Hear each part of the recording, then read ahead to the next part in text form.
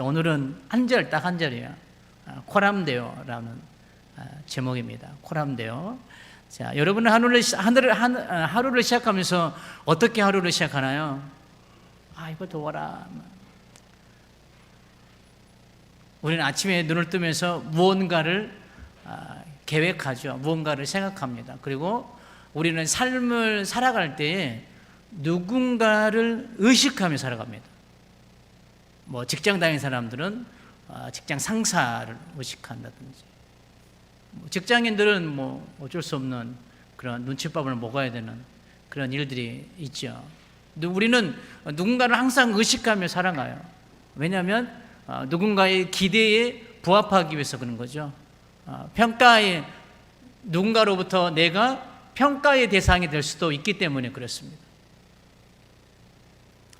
그런데 우리 신앙인에게 가장 중요한 게 하나 있습니다. 가장 중요한 게 있어요.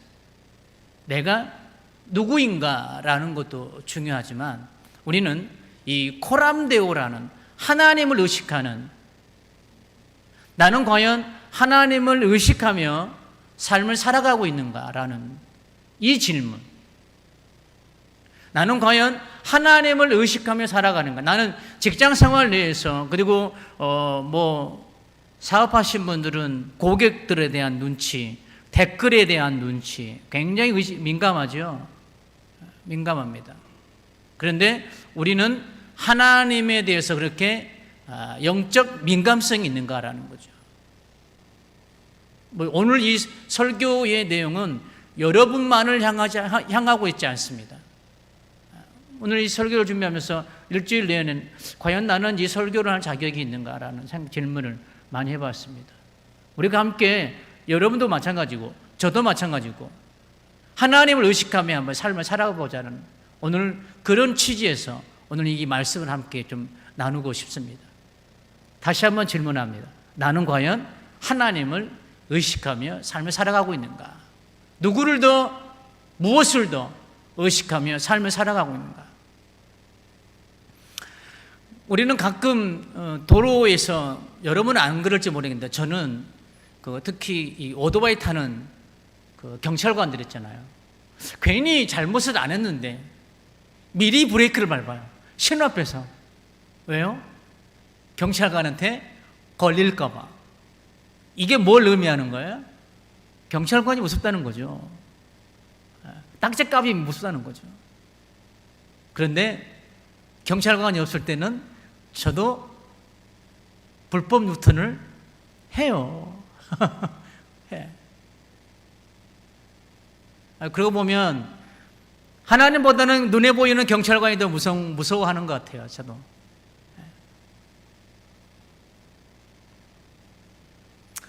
사람 앞에 서 있다고 생각하면 우리는 사람을 두려워할 수 있습니다. 그러나 우리가 하나님 앞에 서 있다고 생각하면 사람보다는 하나님을 더 두렵게 생각할 거예요. 하나님의 눈길을 더 의식하며 삶을 살아갈 거예요. 시편에서 다윗은 이렇게 고백해요. 내가 바다 끝에 다리를 펼지라도 하나님은 그곳에 계시며, 내가 수월에 내려가 그곳에서 자리를 펼지라도 하나님은 그곳에 계시니이다 라고 고백합니다. 이 말씀 무슨 말씀이에요? 하나님은 안 계신 곳이 없다. 조금 더 하나 더 살펴보면 다윗은 하나님의 시선을 의식하며 삶을 살았다라는 것이죠. 다윗은 내가 어디를 가든지 하나님의 눈길을 벗어나지 못한다라는 고백인 거죠. 내가 아무리 어떤 곳에, 정말 철통 같은 그런 두꺼운 곳에 내가 숨어 있는다 할지라도 하나님의 눈길을 피할 수는 없는 거죠. 하나님의 눈길. 자, 우리는 하나님의 눈길을 피할 수도 없지만 하나님의 손길을 피할 수도 없습니다. 이거는 부정적인 의미도 되지만 긍정적인 의미가 더 강한 거예요. 이게 무슨 말씀이냐면 하나님의 눈길이 안 미친 곳이 없다, 하나님의 손길이 안 미친 곳이 없다라는 것은 하나님이 여러분을 불꽃 같은 눈동자로 여러분이 어느 곳에 있든지 하나님이 지켜보고 지키고 계신다는 또 다른 의미일 수도 있기 때문에 그렇습니다. 하나님의 손길이 안 미친 곳이 없다. 이것은 여러분이 어떤 삶에 처해 있든 간에 하나님의 의로운 오른손길로 여러분을 붙들 수 있는 분이라는 또 다른 고백이고 하나님의 능력이 될 수 있다는 것이죠. 그래서 우리는 하나님을 의식하되 하나님의 내 삶의 영역 속에 안 미친 것이 없다라는 그런 은혜도 또한 우리가 가질 수 있어야 합니다. 오늘 본문에 놀라운 고백이 등장합니다. 로마 백부장이자 이방인이었던 고넬료. 그런데 베드로에게 와서 말씀을 좀 전해 주십시오 라고 초청하죠. 그랬을 때 이 고넬료가 잘하였습니다. 우리가 누구의 말씀이에요? 이 참 고백이 위대해요. 고넬료는 주께서 당신에게 하신 말씀을 우리가 들으려고, 이 첫 번째 고백. 자, 33절 다시 한번 볼까요? 이제 우리는 주께서 당신에게 명하신 모든 것을 듣고자 하여. 고넬료는 뭘 확신했냐면 분명히 하나님께서 베드로에게 뭔가 말씀하셨을 거야. 그래서 베드로에게 임하신 이 말씀을 누구의 말씀으로 들었냐면 하나님의 말씀으로 들으려고 지금 준비하고 있는 것. 이게 예배자의 모습이어야 될 줄 믿습니다. 우리가 말씀을 들을 때에 사람의 목소리로 들으면 건질 것이 없습니다. 전하는 자도 마찬가지입니다. 사람의 소리로 전하면 건질 것이 없습니다. 성경은 그래서 이렇게 말씀합니다. 살리는 것은 영이니, 할렐루야.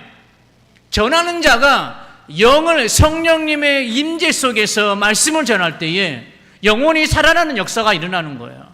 그러나 인간의 언어가, 인간의 생각이 가미되어서 전하면 그곳에는 감동만 있을 뿐이지 변화는 일어나지 않습니다. 그래서 살리는 것은 영이니 육은 무익하다. 그래서 저는 설교를 준비하면서 항상 그렇게 기도합니다. 하나님, 저의 이 선포가 주님의 보혈을 통과하여 은혜의 캡슐로 쌓여서 성도님들에게 전파되게 해주세요. 랄랄랄랄랄랄라, 이게 무슨 선전이죠? 유상균 성균 선전. 거기에 대표적으로 하는 게 뭐죠? 캡슐에 쌓여서 뭐 어디까지 가는 거예요? 뭐 대장까지 가는 동 뭐 그렇게 하죠. 제가 그 선전에서 하나님, 저의 설교의 언어 하나하나가 이런 은혜의 캡슐로 쌓여서 성도님들의 삶의 영역까지 깊이 들어가게 해주세요. 하나님의 은혜가 아니면 여러분의 삶을, 여러분의 심령을 터치할 수가 없어요. 고넬료는 지금 사람 앞에 있는 것이 아니라 하나님 앞에 서 있다고 믿었습니다. 이게 예배자의 모습이어야 된다는 거죠. 그는 사도의 입을 통해 들려올 말씀이 하나님께서 주신 말씀이다, 이렇게 믿었어요. 이 고백은 단지 과거 이방인의 신앙의 고백이 아닙니다. 오늘날 예배하는 우리의 삶의 자리가 어디든지 그곳에서 하나님의 시선을 의식하며 살아가야 될 줄 믿습니다. 코람데오라는 이 의미는 하나님 얼굴 앞에서라는 뜻이죠. 하나님 얼굴 앞에서. 제가 괜히 사이카 오토바이를 탄 경찰관들이 무서워서 미리 그냥 슬쩍 브레이크를 밟은 것처럼 우리는 하나님의 면전 앞에 삶을 살아가는 거예요. 하나님의 얼굴 앞에서. 우리가 죄를 짓는 것은 하나님의 면전 앞에서 대놓고 하나님을 무시하는 행위인 거예요.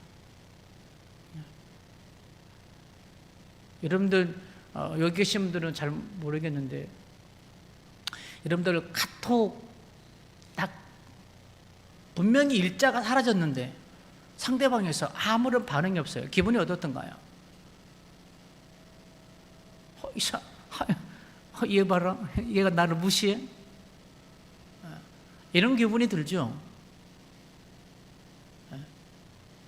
내가 뭐 말했는데 분명히 읽기는 읽었는데 이 반응이 없어. 하나님이 우리가 그런 대상이 될 수도 있어요.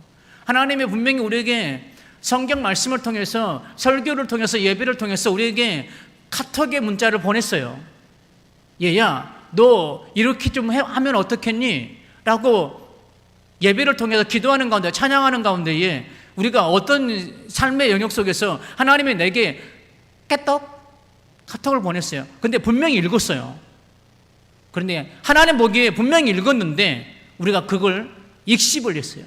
읽고 행하지 않았어요. 하나님 기분이 어떨까요?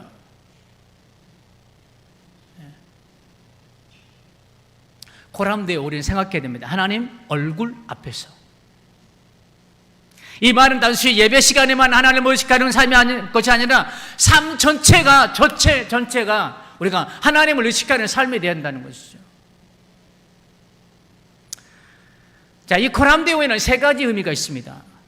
첫째는 하나님의 임재 앞에서라는 거예요. 하나님의 임재 앞에서. 시편 139편 7절에 보면 내가 주의 영을 떠나 어디로 가며 주의 앞에서 어디로 피하리까? 다른 말로 하나님의 시선을 피할 데가 없다는 거예요. 우리의 삶의 영역 속에서는 하나님의 시선이 안 미친 곳이 없다는 거예요. 우리가 아무리 피해봐도 하나님의 시선은 나에게 집중되어 있고 하나님의 시선이 안 미친 곳이 없다는 거예요.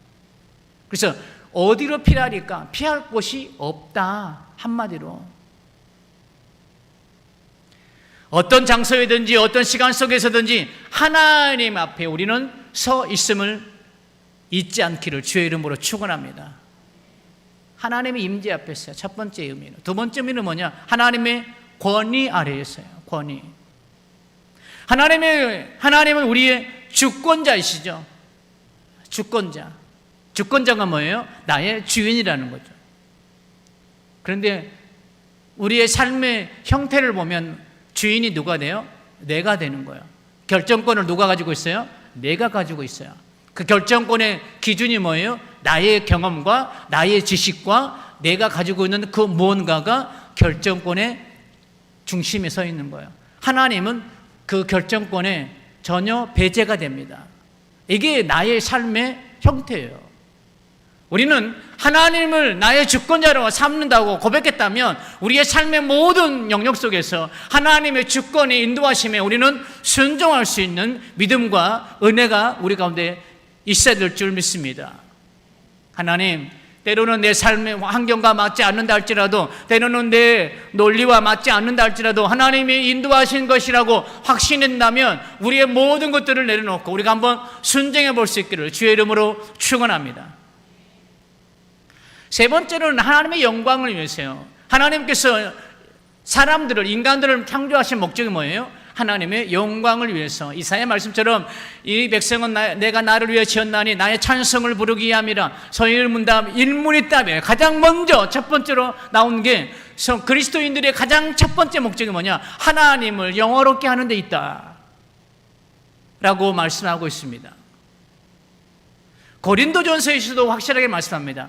고린도전서 10장 31절에 보면 그런즉 너희가 먹든지 마시든지 무엇을 하든지 하나님의 영광을 위하여 하라. 할렐루야.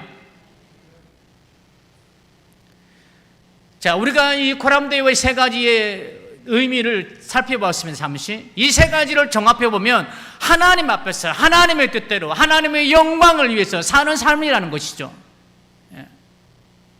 나의 주권은 하나도 없는 거예요. 하나님의 인도하심 따라서. 이것이 바로 고람되어의 삶이라는 것이죠. 사도행전 10장은 초대교회가 이방인에게 복음이 확장되는 중대한 전환점이 되고 있습니다. 고넬료는 로마 백부장으로서 군인이자 유대인도 아닌 이방인이었습니다. 그럼에도 불구하고 성경은 그를 매우 경건한 자로 묘사하고 있습니다. 사도행전 10장 2절입니다. 그가 경건하여 온 지방과 더불어 하나님을 경외하며 백성을 많이 구제하고 하나님께 항상 기도했다라고 그를 이렇게 기록하고 있습니다. 그의 삶은 겉모습뿐만 아니라 내면에서도 하나님을 향하고 있었습니다. 이것을 역으로 해석하면 그의 내면이 하나님을 향하고 있었기에 그의 겉모습이 역시 하나님을 향하고 있었다라고 볼 수 있습니다. 여러분의 내면의 시선이, 여러분의 심령의 시선이 어디로 향하고 있는가에 따라서 여러분의 겉으로 드러나는 삶의 형태가 결정된다는 거예요. 여러분의 겉모습, 삶의 형태를 보면 내가 지금 무엇을 향하고 있는지를 대충 짐작할 수 있습니다. 왜요? 여러분의 지금 겉으로 드러나는 모든 모습들은 여러분의 내면에서부터 출발되기 때문에 그렇습니다. 여러분의 생각에서부터 출발되기 때문에 그렇습니다. 여러분의 언어, 행동, 여러분의 삶의 모든 것들은 여러분의 생각으로부터, 여러분의 관심사로부터 출발돼요. 여러분의 언어가 어떤 언어를 쓰고 있느냐에 따라서 여러분의 관심사가 무엇인지를 알 수 있습니다.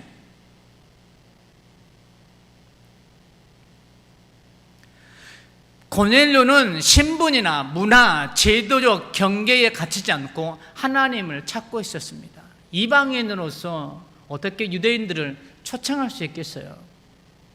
못해요. 그런데 이 경계를 무너뜨려요. 이 경계를 무너뜨릴 수 있었던 게 뭘까? 그것은 절박함과 사모함이에요. 할렐루야. 절박함이 있는 자들은요, 절박함이 있는 자들한테 못 이겨요. 고넬료, 지지난주에도 한 말씀드렸듯이 일산의 모 교회 목사님이 그렇게 설명했어요. 이 고넬료는 절박함이나 사모함이 없어도 삶에는 아무런 문제가 없는 사람. 경제적 풍요하죠. 그가 신앙생활 잘하죠. 모든 사람들에게 칭찬받죠. 구제하죠. 그는 더 이상 이제 하나님을 그렇게 이렇게까지 이방인으로서 유대인을 초청할 정도로 그런 절박하지 않아도 되는 사람이에요. 그러니까 우리는 그런데 고넬료와 같은 그런 삶의 위치까지 올라가면 우리 안에 희미해지는 게 뭐냐면 절박함과 사모함이에요. 경제적 풍요가 가져오는 가장 우리 그리스도인들에게 무서운 게 뭐냐면 절박함이 사라진다는 거예요. 사모함이 사라진다는 거예요. 왜요? 그럭저럭 먹고 살만하니까. 이 이야기는 무슨 말이냐? 하나님을 내 삶의 수단으로 삼고 있다라는 또 다른 의미이기도 합니다. 이해가 되십니까? 여러분이 삶에 힘들 때 하나님을 더 절박하게 찾습니다. 그런데 삶이 풍요가 있을 때 하나님을 찾지 않습니다. 왜 그럴까요? 하나님을 여러분의 삶의 수단으로 생각하기 때문에 그래요. 하나님은 여러분의 삶의 수단이 아니에요. 할렐루야. 하나님이 여러분의 수단이 돼서는 안 되는 거예요. 그래서 여러분 삶에 문제가 있든 없든 삶의 환경이 어떻든 간에 우리는 하나님 앞에 예배해야 될 의무가 있고요. 하나님을 경외해야 될 의무가 우리에게 있는 거예요. 우리의 삶에 가장 경계해야 될 게 풍요예요, 풍요. 이 풍요가 절박함을 사그라뜨려요. 그런데 고넬료는 이 절박함이 유대인과 이방인의 벽을 뛰어넘어요. 할렐루야.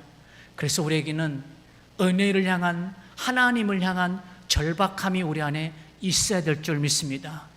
사모함이 있기를 주의 이름으로 축원합니다. 여러분의 삶이 어떻든 간에 여러분의 삶이 풍요롭습니까? 그래도 여러분 안에 사모함과 절박함이 있기를 주의 이름으로 축원합니다. 가장 경계해야 될 위치가 바로 그 자리인 거예요. 풍요로울 때, 풍요로울 때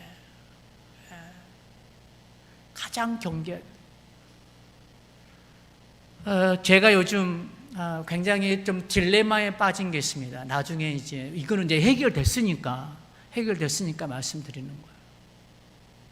한때 제가 한 달 정도 제 혼자 제 아내에게도 이야기를 못한 그런 깊은 고민이 있었어요. 그게 뭐였냐면 제 안에 절박함이 사라져가는 거예요. 절박함이. 왜요? 뭐 이 정도 성도에 솔직하게 고백하면 매달 정기적으로 사례비 통장에 꽂히죠.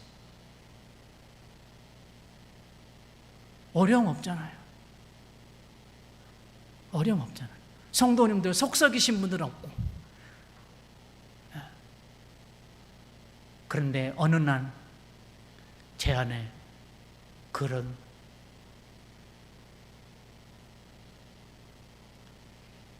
절박함이 없는 거예요. 그냥 시간 되니까 이 자리에 서서 수요일날 새벽 예배 하나님께 질문했어요. 하나님, 제가 목회가 수단이 되면 목회를 그만둔다고 하나님께 기도했는데 지금 그만둬야 될 때입니까? 라고 질문했어요. 그런데 하나님은 그 질문을 하고 2주 있다 수요 예배 가운데 저에게 소망을 주셨어요. 할렐루야. 아, 그렇구나. 그래서 다시 힘을 얻고 지금 달려가고 있습니다. 여러분 안에 점검해야 돼요. 뭐 오늘 코람데오라는 주제와 좀 다르겠지만 여러분 안에 은혜를 향한 절박함이 있는지, 예배를 향한 절박함이 있는지, 주님을 향한 절박함이 있는지, 사모함이 있는지. 여러분을 분명히 어떤 풍요로운 위치까지 올리실 거예요. 그런데 그때 여러분들은 정말 외줄 타는 사람처럼 정말 경계해서 신앙생활을 해야 될 줄 믿습니다. 지금 고넬료의 고백은 우리가 다 하나님 앞에 서 있나이다.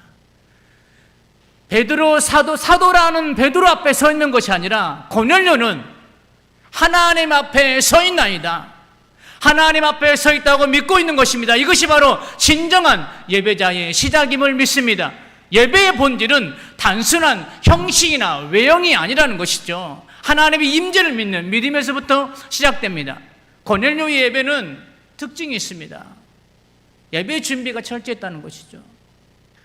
하나님께서 그 환상을 보여준 후에 온 가족을 다 초청해 놓고 준비했어요. 예배를 준비했어요. 베드로가 무슨 말을 할지 몰랐지만 그것이 하나님의 말씀이라는 믿음으로 기다렸습니다. 그 마음속에 얼마나 사모함이 있었겠어요. 얼마나 기대감이 있었겠어요. 여러분들, 우리 교회를 향한 하나님의 기대감을 가지시기를 주의 이름으로 축원합니다. 여러분 한 사람 한 사람을 통해서 하나님이 일하실 그 일들을 기대하시길 바랍니다. 고넬료가 지금 베드로가 올 때까지 지금 친척들과 가족들을 모아놓고 이렇게 기대가, 하나님 무슨 말씀을 하실까? 기대가.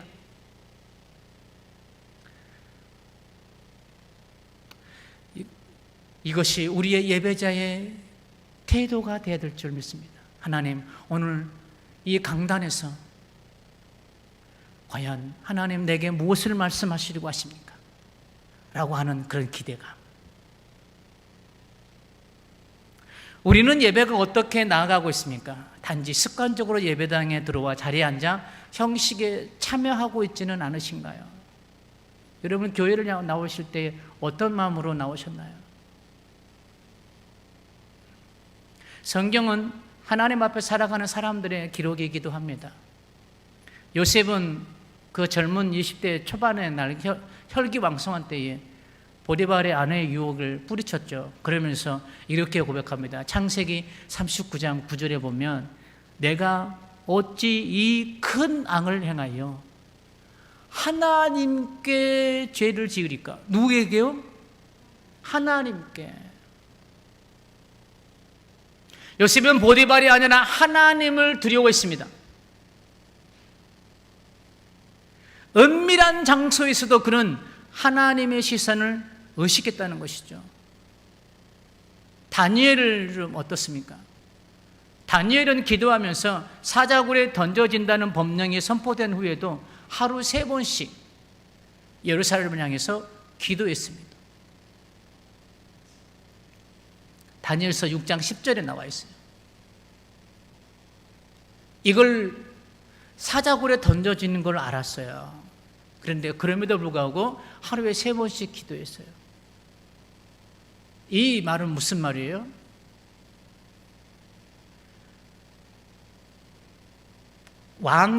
인간적 왕을 두려워했던 것이 아니라 하나님을 두려워했다는 것이죠. 하나님을 의식했다는 것이죠. 사자굴에 들어갈 걸 알았어요. 그럼에도 불구하고 그에게는 무릎을 꿇지 않고서는 안 되는 이유가 뭐냐? 하나님의 시선을 또 의식했다는 것이죠. 하나님. 시편에서는 다윗은 회개하면서 이렇게 고백합니다. 시편 51편 4절에 보면 내가 주께만 범죄하여 주의 목전에 악을 행하여 싸우니 주께서 말씀하실 때에 의로우시다 하고 주께서 심판하실 때에 순전하시다 하리이다. 이 고백이 언제 일어나냐면 우리아의 아내를 범한 다음에 해요. 자, 내가 주께만 범죄하여 주의 목전에 악을 행하여 싸우니 라고 다윗은 고백합니다. 주의 목전에서. 다윗은 자신의 죄가 사람 앞보다 하나님 앞에서 큰 죄임을 깨달았습니다. 다윗은 하나님의 얼굴을 구하며 주의 얼굴을 내게서 돌리지 마옵소서라고 고백하죠. 이들의 삶은 단지 신앙생활을 잘한 사람이 아니라 모든 삶을 하나님 앞에 호람되어의 삶을 살아낸 삶의 모습들이기도 합니다. 오늘날 그리스도인들은 과연 하나님 앞에 있다는 인식을 얼마나 지니고 있습니까? 저를 비롯해서 예배의 자리에 있지만 마음은 콩밭에 가 있고,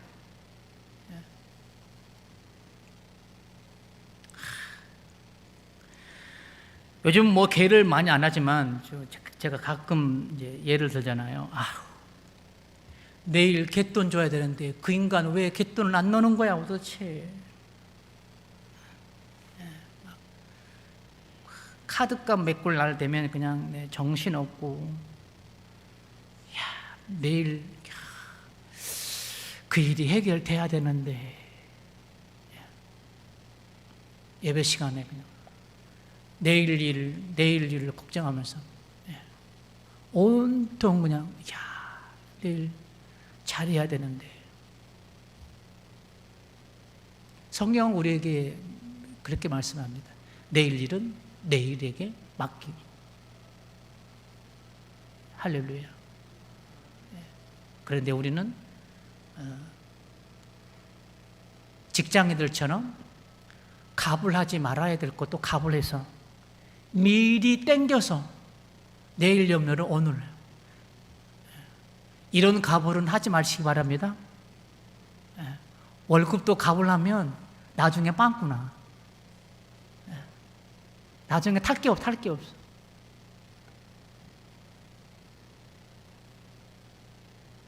우리는 너무 쉽게 하나님을 예배당 안에 하나님, 주일 아침에 하나님으로 국한시키고 있다는 거죠. 이 예배당 안에서만이 하나님. 그래서 우리는 지난주에도 말씀드렸듯이 교회 역사 중요합니다. 교회 안의 성물 중요합니다. 그러나 그것보다 영혼이 우선돼서는 안 된다는 거죠. 어떤 분들은 이 피아노 아무나 못 치게 해요. 이 피아노는 11시 예배자만 칠 수 있는 거야. 왜 그래야 되나요? 왜 그래야 되나요?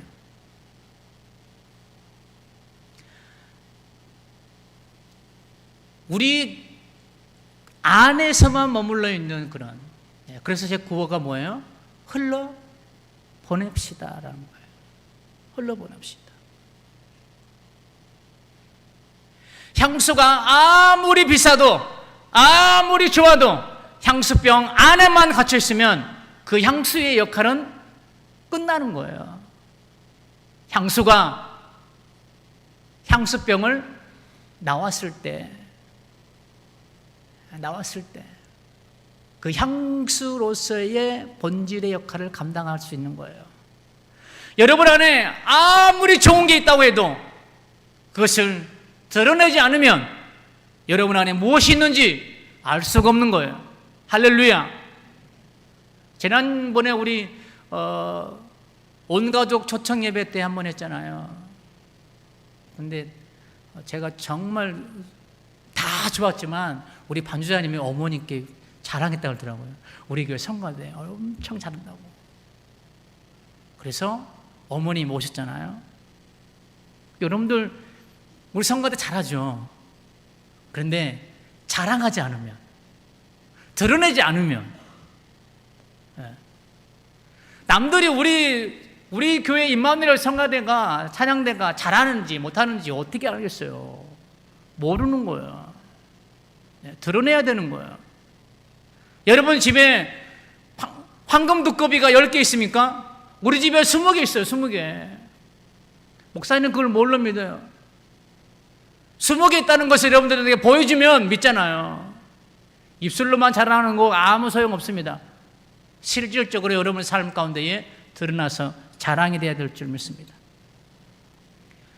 우리 교회 안에만 있는 그런 하나님, 주일 아침에만 잠깐 꺼내서 예배드리는 그런 하나님으로 하지 마시고 여러분의 삶을 통해서 하나님의 은혜와 하나님의 능력과 하나님의 그 크신 사랑이 드러나는 삶으로 살아내기를 주의 이름으로 축원합니다. 고넬료는 사도 베드로 앞에 있었지만 하나님 앞에 있다고 고백했습니다. 이 고백은 오늘 우리가 깊은 도전을 받아야 될 말씀일 줄 믿습니다. 우리는 지금 누구 앞에 서 있습니까? 이 질문이 오늘 그리고 매일 대답할 수 있는 믿음을 갖는 것이 진정한 예배자의 삶일 줄 믿습니다. 하나님 앞에 산다는 것은 단순히 조심스럽게 사는 게 아닙니다. 말씀을 정리하면서 그것은 하나님을 사랑하기 때문에 그분의 얼굴을 구하는 삶일 줄 믿습니다. 사랑하면 내가 누군가를 사랑하잖아요. 그러면 그 사람의 취향에 맞춰서 맞추게 되더라고요. 그 사람이 원하는 게 무엇인지를 물어보고요. 그래 싫으면 내가 안 할게. 나는 지금 이런 게 좋은데 내가 이런 걸 이렇게 해줬으면 좋겠어 라고 하는 거죠. 사랑은 일방통행이 아니더라고요. 하나님은 우리에게 사랑의 증표를 보여주셨어요. 우리가 이제 사랑에 보답해야 돼. 반응해야 돼. 소망하기는 이 고넬료의 고백, 우리가 다 하나님 앞에 있습니다. 이 고백이 저와 여러분들의 고백이 되기를 주의 이름으로 축원합니다. 하나님 앞에 산다는 것, 그것이 우리를 거룩하게 만드는 길이에요. 쉬운 날도 나눴지만 거룩을 사수할 수 있는 유일한 길은 하나님을 의식하며 사는 거예요. 하나님을 향한 의식이 사라질 때 우리의 거룩함도 희석되게 되어 있는 거예요. 우리의 예배를 새롭게 하며 우리의 삶을 영원한 가치로 이끌음을 믿고 나의 삶의 자리에서 하나님을 의식하는 코람데오의 신앙인들로 다 살아가시기를 주의 이름으로 축원합니다. 찬송가 438장은 이렇게 노래합니다. 높은 산이 거친들이 조막이나 궁궐이나 내 주 예수 모신 것이 그 어디나 하늘나라. 여러분들이 이 주님을 모시고 삶을 살아가는 이 고람도의 삶이 여러분이 천국을 누리는 길임을 믿고 날마다 하나님을 의식하는 삶을 살아가시기를 다시 한번 주의 이름으로 축원합니다.